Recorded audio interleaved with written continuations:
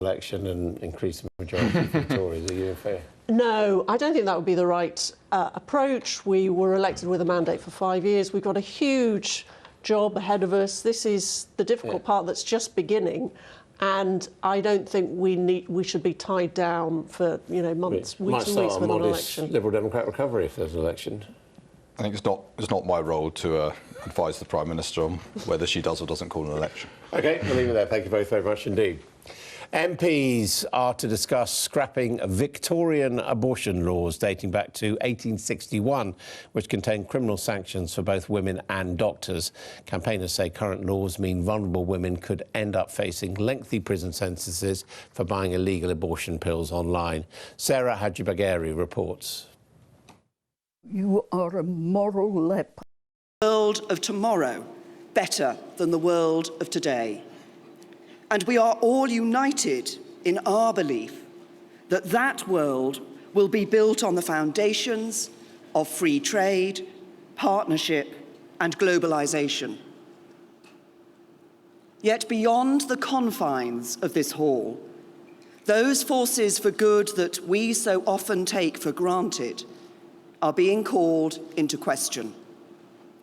The forces of liberalism, free trade, and globalisation that have had and continue to have such an overwhelmingly positive impact on our world, that have harnessed unprecedented levels of wealth and opportunity, that have lifted millions out of poverty around the world, that have brought nations closer together, broken down barriers and improved standards of living and consumer choice. Forces that underpin the rules-based international system that is key to global prosperity and security are somehow at risk of being undermined. And as we meet here this morning, across Europe, parties of the far left and the far right are seeking to exploit this opportunity, gathering support by feeding off an underlying and keenly felt sense among some people, often those on modest to low incomes living in relatively rich countries around the West, that these forces are not working for them. And those parties who embrace the politics of division and despair, who offer easy answers, who claim to understand people's problems and always know what and who to blame, feed off something else too. The sense among the public that mainstream political and business leaders have failed to comprehend their legitimate concerns for too long. This morning, I want to set out a manifesto for change that responds to these concerns and shows that the politics of the mainstream can deliver the change people need. I want to show how, by taking a new approach that harnesses the good of what works and changes what does not, we can maintain, indeed we can build, support for the rules-based international system. And I want to explain how, as we do so, the United Kingdom, a country that has so often been at the forefront of economic and social change, will step up to a new leadership role as the strongest and most forceful advocate for business, free markets, and free trade anywhere in the world. For that is the unique opportunity that Britain now has. I speak to you this morning as the Prime Minister of a country that faces the future with confidence. For a little over 6 months ago, millions of my fellow citizens upset the odds by voting with determination and quiet resolve to leave the European Union and embrace the world. Let us not underestimate the magnitude of that decision. It means Britain must face up to a period of momentous change. It means we must go through a tough negotiation and forge a new role for ourselves in the world. It means accepting that the road ahead will be uncertain at times, but believing that it leads towards a brighter future for our country's children and grandchildren too. So while it would have been easy for the British people to shy away from taking such a path, they fixed their eyes on that brighter future and chose a bold, ambitious course instead. They chose to build a truly global Britain. I know that this and the other reasons Britain took such a decision is not always well understood internationally, particularly among our friends and allies in Europe.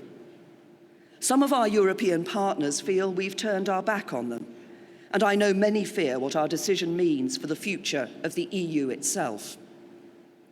But as I said in my speech earlier this week, our decision to leave the European Union was no rejection of our friends in Europe, with whom we share common interests and values, and so much else.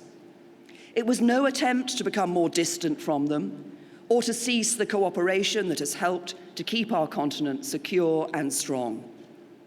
And nor was it an attempt to undermine the European Union itself. It remains overwhelmingly and compellingly in Britain's national interest that the EU as an organisation should succeed. It was simply a vote to restore, as we see it, our parliamentary democracy and national self-determination.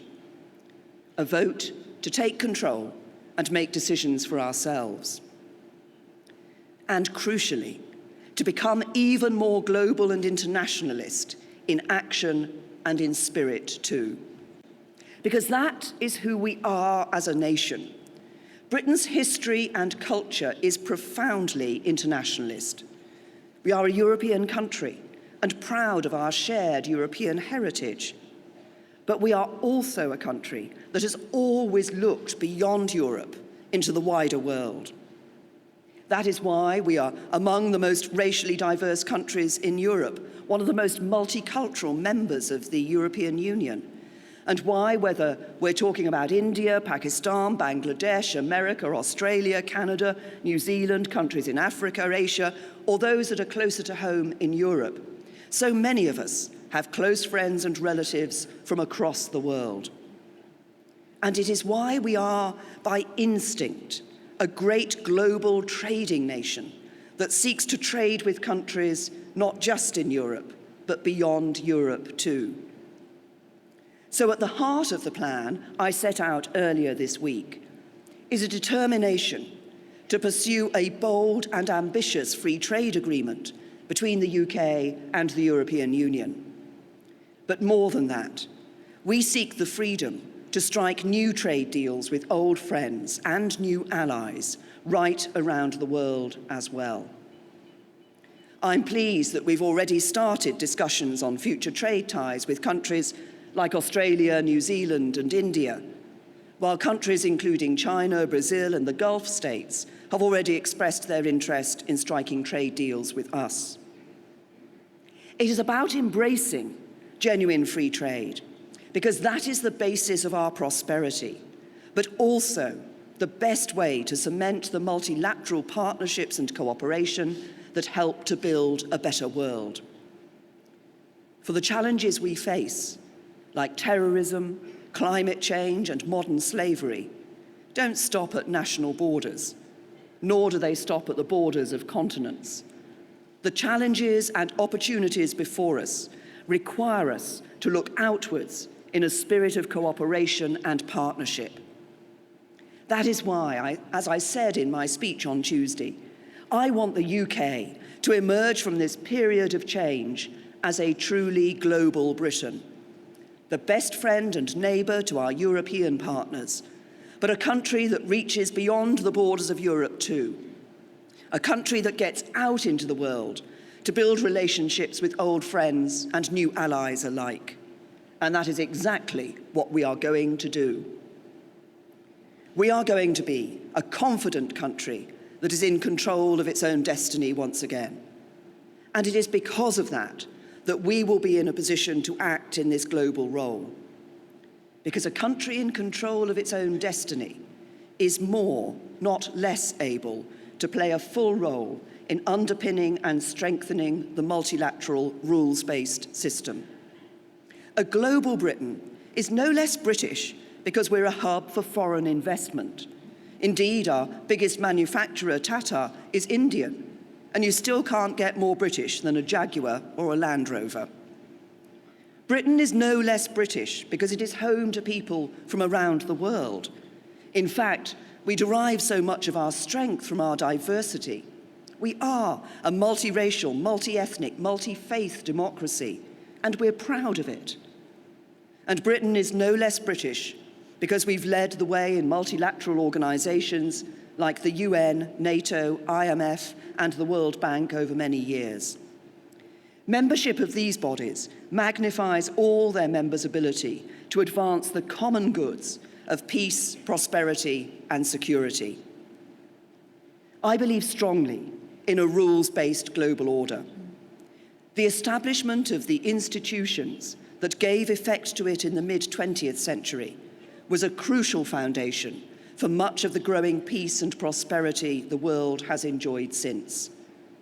And the tragic history of the first half of the last century reminds us of the cost of those institutions' absence.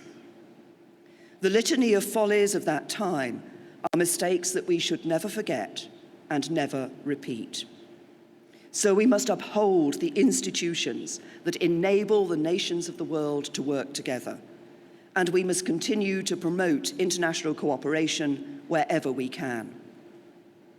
One example of that is modern slavery, a scourge of our world, which we can only defeat if we work together, changing attitudes, rooting out such abhorrent practices, and prosecuting the perpetrators. That is why at Davos this year, I've convened a high-level panel discussion to continue our coordinated effort to save those many lives which are tragically being stolen. International cooperation is vital, but we must never forget that our first responsibility as governments is to serve the people. And it is my firm belief that we, as governments, international institutions, businesses and individuals, need to do more to respond to the concerns of those who feel that the modern world has left them behind. So in Britain, we have embarked on an ambitious programme of economic and social reform that aims to ensure that as we build this global Britain, we are able to take people with us. A programme that aims to show how a strong Britain abroad can be a better Britain at home. Because talk of greater globalisation can make people fearful. For many, it means their jobs being outsourced and wages undercut. It means having to sit back as they watch their communities change around them. And in their minds, it means watching as those who prosper seem to play by a different set of rules, while for many, life remains a struggle as they get by, but don't necessarily get on. And these tensions and differences are increasingly exposed and exploited through the expansion of new technologies and the growth of social media. But if we are to make the case for free markets, free trade and globalisation, as we must, those of us who believe in them must face up to and respond to the concerns people have. And we must work together to shape new policies and approaches that demonstrate their capacity to deliver for all of the people in our respective countries. I believe this challenge demands a new approach from government, and it requires a new approach from business too. For government, it means not just stepping back and, as the prevailing orthodoxy in many countries has argued for so many years, not just getting out of the way, not just leaving businesses to get on with the job and assuming the problems will just fix themselves. Und die Zeiten, in denen wir uns auf andere völlig verlassen konnten, die sind ein Stück vorbei. Das habe ich in den letzten Tagen erlebt. Und deshalb kann ich nur sagen, wir Europäer müssen unser Schicksal wirklich in unsere eigene Hand nehmen. Natürlich in Freundschaft mit den Vereinigten Staaten von Amerika, in Freundschaft mit Großbritannien, in guter Nachbarschaft, wo immer das geht, auch mit Russland, auch mit anderen Ländern. Aber wir müssen wissen, wir müssen selber für unsere Zukunft kämpfen, als Europäer, für unser Schicksal. Und das will ich gerne mit Ihnen gemeinsam tun.